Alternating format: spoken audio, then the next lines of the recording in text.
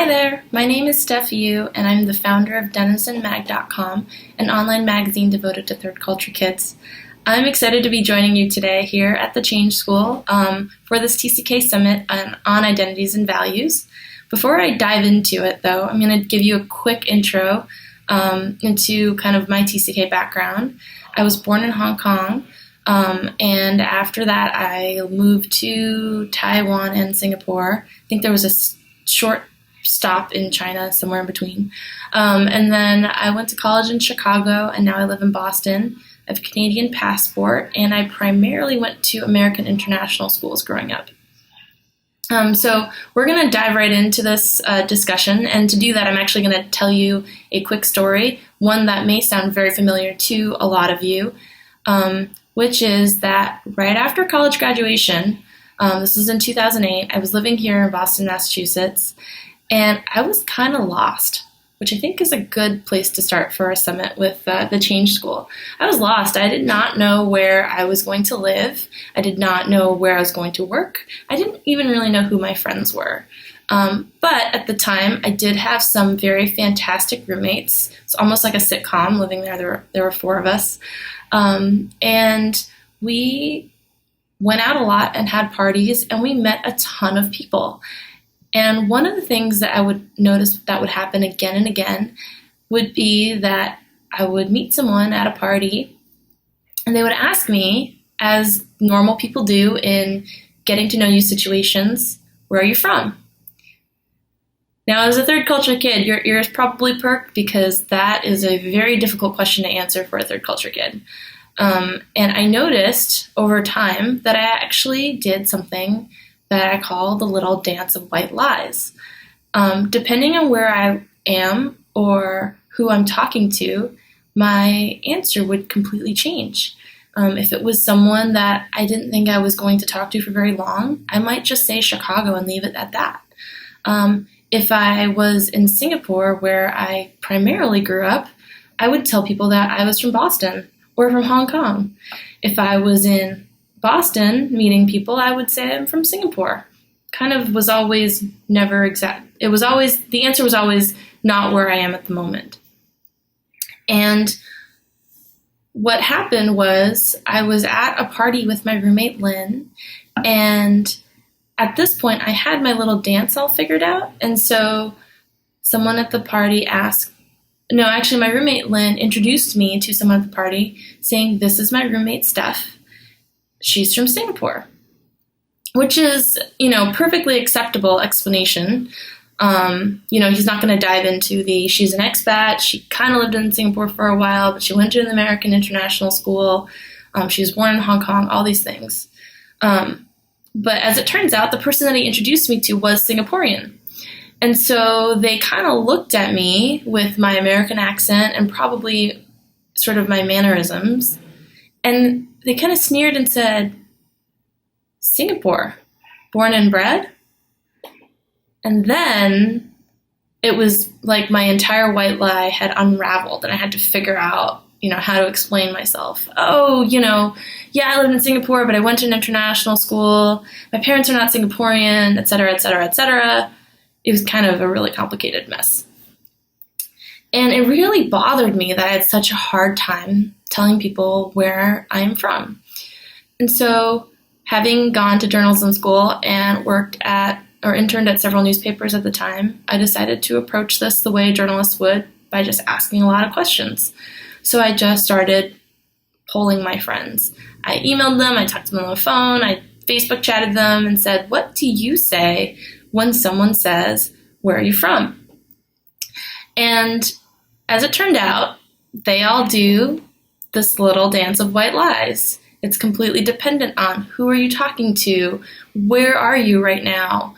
It shifts constantly. And I think it's a really great example of the constant shifting of the TCK identity.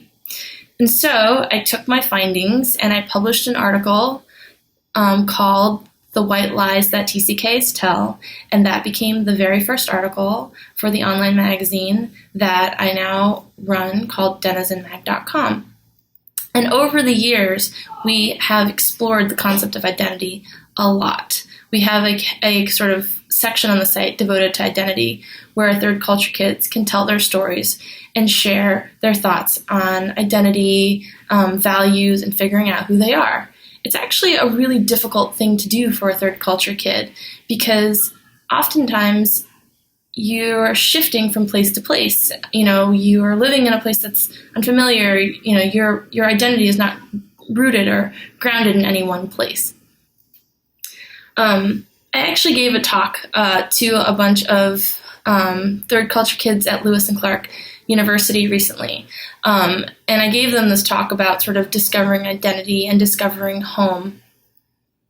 And I gave them 3 reasons why it's extremely important for a third culture kid to figure out what your identity is for yourself. The first reason is that when life gets really hard and you're going through a tough transition, as you would, as someone interested in the change school, you're going to really have to dig deep to figure out who you are, to ground yourself, and to sort of recharge yourself before you move forward. So having that sense of identity is actually really important to help you through those tough life transitions. The other reason why figuring out a core identity is really, really important is that if you, in many times in your career and in your life, you're going to have to take some risks. And in order to be able to take risks, you're going to have to know that there's a safety net when you fall. And having that grounded sense of identity and those grounded set of values to catch you when you fall is really, really critical. And why is it important to take risks? Because oftentimes in careers and in life, the greatest gains will come from taking the greatest risks. So having that sense of identity and groundedness that will catch you if you fall will help you know that you can take these big risks. And finally, the other reason why it's critical, especially for someone going through a program like the Change School, is that at certain points in your life, whether it's after you've graduated college or if you're thinking about moving or anything like that, you will have to make some huge decisions. And sometimes these decisions are really difficult. Sometimes, both options are equal, or both options have benefits and pros and cons that you're trying to weigh. But the best decisions that you'll always make are the decisions that you make for yourself and not for anybody else. And so in making these decisions, you're going to have to need a really strong sense of core identities and core values. And so it's extremely, extremely important to figure that out. So those were the things that I'd shared with the students at Lewis and Clark University. At that point, they were all kind of graduating college and kind of going through life transitions on their own. And in terms of third culture kids figuring out identity, that's the really, really hard part. There isn't a sort of identity that you can slot yourself into. You can't just say, oh, I am of this one place, or oh, there is this one tribe that I fall into. Oftentimes with third culture kids, there are multiple groups of people that they fall into, multiple cities, multiple cultures, just multiple places, people, things, groups that they fall into. So if you don't fall into one particular identity group as a whole, you may feel a little bit lost. But here's the thing, right? Even though someone else hasn't defined that for you, you can still figure it out on your own. And it's actually even better because it'll be custom tailored to you and who you are exactly. The tricky part is that it's a little bit harder. Nobody's ever going to grant this to you. Nobody's ever going to say, oh, this is who you are. This is exactly who you are. It's something that you'll have to figure it on your own. I'm not going to say I have all the answers for you, but I am going to say that it is going to be a lifelong journey, and it's going to be an interesting one. On denizenmag.com, we have articles published from TCKs of all ages, from teenage years, through college, through post-college, through family, through older third culture kids who were abroad in the 70s and the 60s. And it is something that everyone is constantly still figuring it out. But it's an interesting journey, one filled with amazing stories that we love sharing. And so I guess I would close with that figuring out an identity for a third culture kid is a confusing and winding road sometimes, especially since there aren't any categories that they can fit into. But it's going to be extremely, extremely important and an extremely fun journey to figure that out.